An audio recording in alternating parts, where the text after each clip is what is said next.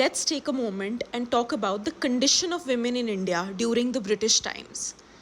सती या सती प्रथा जिसको कहते थे, जो प्रैक्टिस होती थी कि जब कोई रूलर या male dies in a battle और डाइज अदरवाइज, तो जो फीमेल उनकी वाइफ होती थी वो उसी फायर में या पायर में अपने आप को जला देती थी. It was a sacrifice when the man died. It was a form of suicide. ये फाइनली जाके 1829 में बैन हुआ था, जब विलियम बेंटिक गवर्नर जनरल थे. इतनी साल ये प्रैक्टिस चलती रही. फिर 1856 में जाके विडो रीमैरिज लीगलाइज हुई. इसका क्या मतलब है कि विडोज़ जो या तो वो सती कर लेती थी, जिन्होंने सती नहीं करी उनकी रीमैरिज को बुरा और मतलब अलाउ नहीं किया जाता था सोसाइटी के हिसाब से.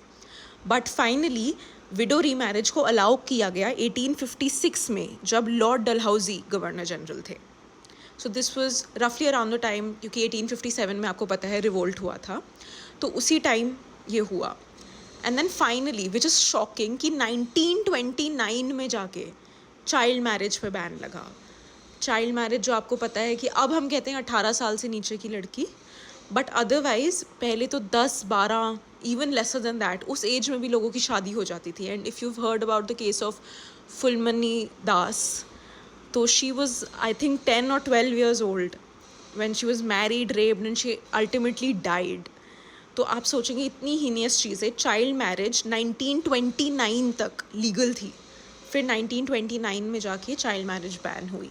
It's actually appalling if you think about it कि विमेन की कंडीशन कितनी बुरी थी थ्रू आउट दिस टाइम.